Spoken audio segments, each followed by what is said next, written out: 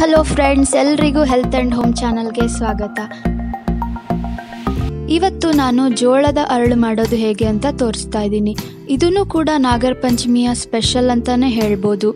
ಇದು ತುಂಬ ಶ್ರೇಷ್ಠವಾದ ನೈವೇದ್ಯ ನಾಗಪ್ಪನಿಗೆ. ಇಲ್ಲಿ ನಾನು ಬಿಜಾಪುರ ಜೋಳನ ತಗೊಂಡಿದ್ದೀನಿ. ಅರಳು ಮಾಡೋದಕ್ಕೆ ಅಂತಾನೆ ಜೋಳ ಬರುತ್ತೆ, ಆದರೆ ಅದು ನನಗೆ ಸಿಗಲಿಲ್ಲ. ಹಾಗಾಗಿ ನಾನು ನಾರ್ಮಲ್ ಆಗಿ ರೊಟ್ಟಿ ಮಾಡೋ ಜೋಳನೇ ತಗೊಂಡಿದ್ದೀನಿ.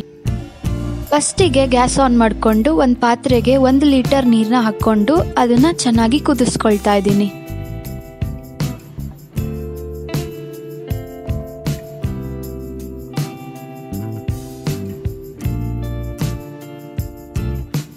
ನೋಡಿ, ಈಗ ನೀರು ಕುದಿಯಕ್ಕೆ ಸ್ಟಾರ್ಟ್ ಆಗಿದೆ. ಈ ಟೈಮಲ್ಲಿ ನಾನು 1 ಗ್ಲಾಸ್ ಆಗೋಷ್ಟು ಜೋಳನ ಹಾಕ್ತಾ ಇದ್ದೀನಿ. ಇದನ್ನ 5 ನಿಮಿಷ ಕುದಿಸ್ತಾ ಇರಬೇಕು.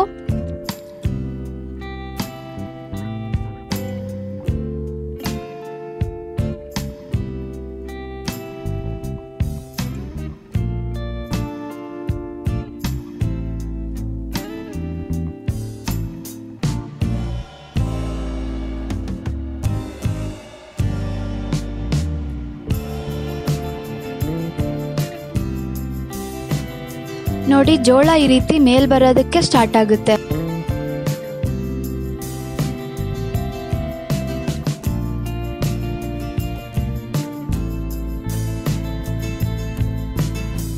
ಟೈಮಲ್ಲಿ 1-2 ನಿಮಿಷ ಬಿಟ್ಟು ಗ್ಯಾಸ್ ಆಫ್ ಮಾಡಿಕೊಂಡು ಪ್ಲೇಟ್ನ ಮುಚ್ಚಿ 5 ನಿಮಿಷ ಹಾಗೆ ಬಿಡ್ತಾ ಇದ್ದೀನಿ.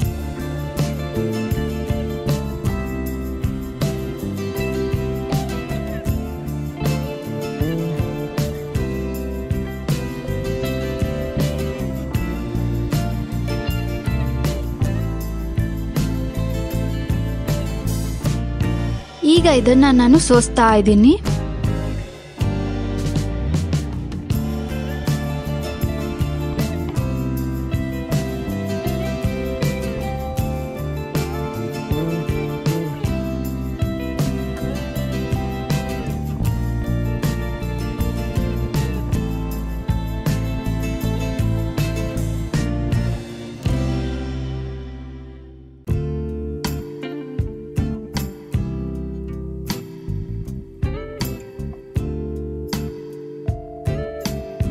ಈಗ ಈ ಜೋಳನ ಒಂದು ಕಾಟನ್ ಬಟ್ಟೆ ಮೇಲೆ ಹಾಕ್ತಾ ಇದ್ದೀನಿ.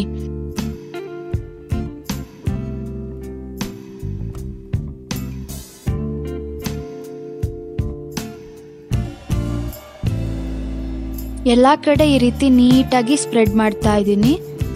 ಇದನ್ನ ನೆರಳಲ್ಲೇ ಒಂದಿನ ಫುಲ್ ಆರೋದಕ್ಕೆ ಬಿಡಬೇಕು.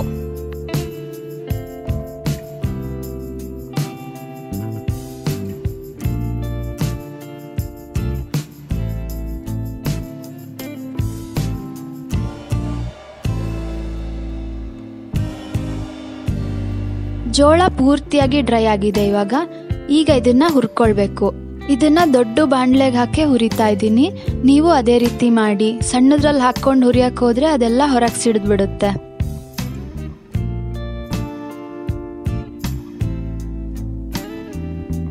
ಕಾಟನ್ ಬಟ್ಟೆನ ಈ ರೀತಿ ಹಿಡ್ಕೊಂಡು ಹುರಿತಾ ಇದ್ದೀನಿ. ಇಲ್ಲಿ ಜೋಳನ ನಾನು 1 ಟೀ ಕಪ್ ಆಗೋಷ್ಟು ಹಾಕೊಂಡು ಹುರಿತಾ ಇದ್ದೀನಿ. ಎಲ್ಲದನ್ನು ಒಟ್ಟಿಗೆ ಹಾಕೊಳ್ತಾ ಇಲ್ಲ, ಬ್ಯಾಚ್ ವೈಸ್ ನಾನು ಹುರ್ಕೊಳ್ತಾ ಇದ್ದೀನಿ. ಜೋಳನ ಮೀಡಿಯಂ ಫ್ಲೇಮ್ನಲ್ಲೇ ಹುರಿತಾ ಇದ್ದೀನಿ.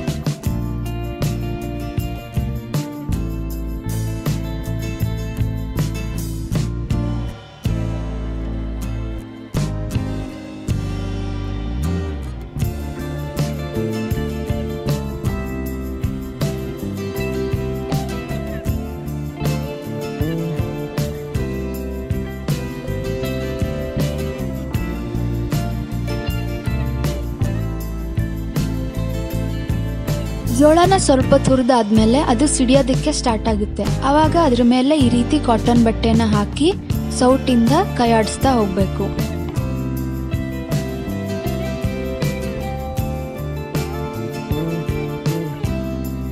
ನೋಡಿ, ಈ ರೀತಿ ಪಟ ಅಂತ ಸೌಂಡ್ ಬರಕ್ ಸ್ಟಾರ್ಟ್ ಆಗುತ್ತೆ. ನಾನು ಕ್ಯಾಮ್ರಾ ಸೌಂಡ್ ಆನ್ ಮಾಡಿ ತೋರಿಸ್ತೀನಿ.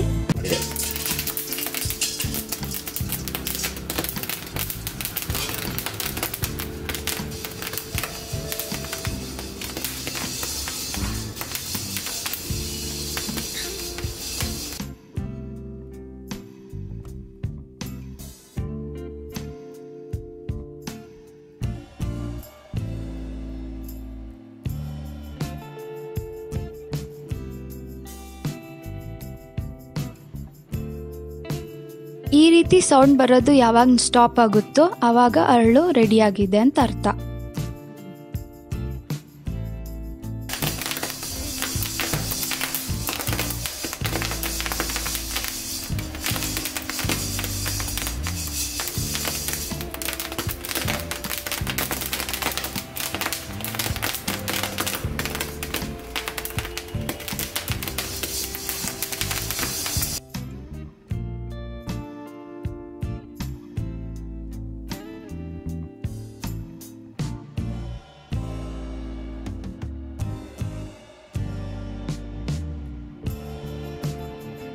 ಜೋಳದ ಅರಳು ಈಗ ನೈವೇದ್ಯಕ್ಕೆ ರೆಡಿಯಾಗಿದೆ. ಇದನ್ನ ನೀವು ಯಾವಾಗ ಬೇಕಾದರೂ ಮಾಡ್ಕೋಬಹುದು. ಇದಕ್ಕೆ ಒಗ್ಗರಣೆ ಹಾಕ್ಕೊಂಡು ಸ್ನ್ಯಾಕ್ಸ್ ಥರನೂ ತಿನ್ಬೋದು. ನೋಡಿದ್ರಲ್ಲ ಫ್ರೆಂಡ್ಸ್, ಈ ರೆಸಿಪಿ ನಿಮ್ಗೆ ಇಷ್ಟ ಆಗಿದ್ರೆ ನಮ್ಮ ಚಾನಲ್ಗೆ ಸಬ್ಸ್ಕ್ರೈಬ್ ಆಗೋದನ್ನ ಮರಿಬೇಡಿ. ಲೈಕ್ ಮಾಡಿ, ನಿಮ್ಮ ಫ್ರೆಂಡ್ಸ್ ಫ್ಯಾಮಿಲಿ ಜೊತೆ ಈ ವಿಡಿಯೋನ ಶೇರ್ ಮಾಡಿ. ನೆಕ್ಸ್ಟ್ ವಿಡಿಯೋದಲ್ಲಿ ನಾನು ನಿಮಗೆ ಸಿಗ್ತೀನಿ. ಅಲ್ಲಿವರೆಗೂ ಟೇಕ್ ಕೇರ್. ಬಾಯ್ ಬಾಯ್.